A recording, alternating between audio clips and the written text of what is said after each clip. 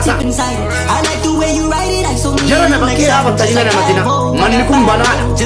kottaa yoo dandeessa keessaan nagaa fadhaa an ragaa guutuu sinii kenna fudhattanii waa'ee mana kana malee qabdan dhugaan sinitti of jedhuuf ni jira mana kana malee mana rakkataan isaa dhagalbatu tokko dhalmine fidaame mana sheekaas ta'e mana keessa fidaame mana rakkataan keenya itti mataa wal qabatu isin sodaachisuuf immoo miti yoomiyyuu an garbicha rabbiiti waan rabbiin walitti naaraaf an nama dalagaa gaarii hojii gaarii qabu waan rabbii gooti walitti naaraaf keessatti hojjetataa mana kana jaamsuun deemaa jirtu Oromoo nan beeka Oromoon parsantiin 50 ol waan akkana kana jaallata uffisuu jaallata mukarra beekee mukarra taa'ee muka sana tuma jedha sakana waan tokko konfidensii na laasaa ragaa dhibbaatama qabatan akka tiktokitti mana kana manni si qabdan akka feesbuukitti dhibbaan dhibbatan dubbadhaa wal argineerra amata 8 feesbuukirra kana niyyaa ture manuma kooti of jajuu bimisila namni dubbachuu wayya jirii galee an dubbachuu rasila namni narraa dubbachuu wayya hin jiru garuu namni dubbatu kanaaf akka nama mukarra taa'ee muka sana tumuuti of jalatti fakkeenyaaf amma mubaarak maallaqa namaa nyaatee maal jettu ragaa malee namni karaa garbaa dhaggeeffatee darbu bakka mubaarak hattuudha mana isaatti nam tokko gargaaramuun barbaadu jedhee see godhatee darbu eenyu miidhame mubaarak yoo ta'e akka baabdii yoo barbaadan sanyii gadaa ragaa koo jedha giiftari koo gaamalatti jalqabalee cinaa kennu san jedha namni akka kiyyaa komeediin hin jiru kunoo sanyiin sobaa jedhudha utuu hin jaallatin illee cinaa kenne tunan beekin maalummaa koo jalqabetti jarana helanii wajjin waan nu wal godhaa turre akkanitti nama bashannansiisuu danda'u ana gubee keessa kooti immoo komeedummaa kennama anaa kennamedha dhibbaan dhibbatta nama kennamuun tikoo komeedii lakkii hawaasan gargaara jedheetan malee calluma jedhee galee nama bashannansiisnaan Somaaleen Eertiraan jinniin Baangaaliin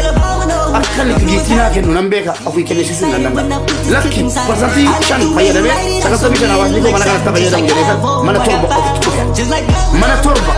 nama rabsuun beekuwan nama rabseesin beekuwan mana torba narratti cufan sababii gargaarsaa Sini galee sababii gargaarsaatii mana torban dhabeera Oromoo tokko gadi ba'ee manni mucaa kanaa cufameera gargaarsa loo hojjeta namni jedhe hin jiru akkaawuntii meeqaaf sagalee taatan Oromoo mee akkaawuntii isin sagalee taatanii fi wayyoo akkaawuntii abaluu cufameera wayni akkaawuntii abaluu cufameera cufamuu qabu jettanii birmattanii keessaa tokko boonaa himaa kan nama tokko lubbuu oolchi walumaa galatti maal jechuun barbaade beektu wal kubbisuu irratti hojjechuu dhiibnee wal jajjabeechuu irratti nutillee akka xumuratu barbaanne sana booda gargaarsa wayii maal qofa natti arginu natti argisiin jiru kana achuma kallattiin achi dabarsa sana booda maal maallaqicha haadha suuraa sana dabarsiteen jedheen soorii waan keessan biizii ta'e bakka akkamisa maallaqa waliin gachuu deemu miti gati deebi sanaa walii dangachaa toleen jedhe takka turre ammas utuun isa biraa taasee wayyaa dulmii fakkaataa irra deebiin haasaa garuu isinii ibsu kan malee ammas takka turre maallaqa wayii gachuu deemaa jira kanaadha suuraa sana gachiteettaa jennaan wayyoo bagana yaadachiifte dangachaa naan jedhe hangalee naattan beeka maali dambiin koo kan isin ana maqaa balleessitanii mana kana jaamtuu deemtan maali badiin koo kiyyaa sirran deebii barbaada tokkotti an fixe kanuma deebiin kaa lakkii kun mo'attuu si jechisiisaa nyaatanii mana kanatti biifan cufaa wallaahii suuraa Osaamaa Bilaaden amma santi godhee irra kaayee fuula goototti lammata kan tiktookii obboleettiin deema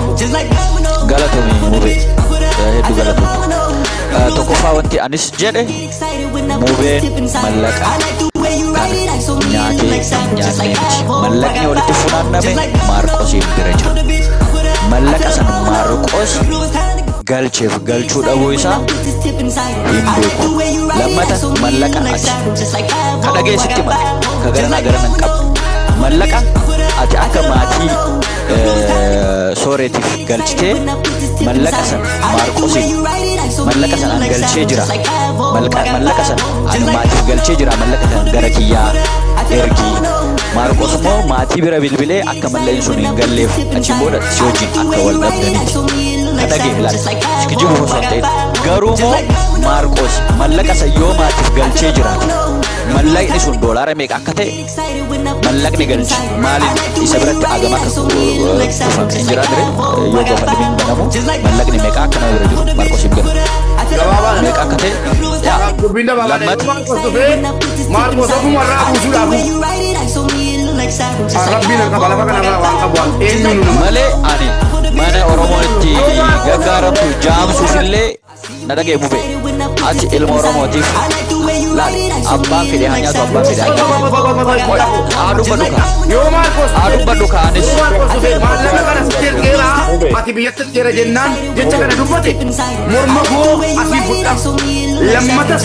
miidiyaa kanatti asiin deebi'u Mubee dubbatee haasa'u. mubee na dhagee kaa namni kamiyyuu Aye fiti asii dubbadhaaf fite namni kamiyyuu tiktookii kanarra ka dhufu yookiin akka Oromoon tokko hin gargaaramneef namni fedhu tokko iyyuu hin jiru.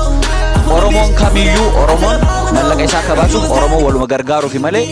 Oromoon maqaa wal balleessuuf yookiin immoo Mubaarak akkana godhee Mubaarak akkana godhee namni jedhee waan odeesseef qofa Mubaarak wanti inni ta'u tokko iyyuu hin jiru. Garuu ati ilma Oromootiif dalagaa jirtaa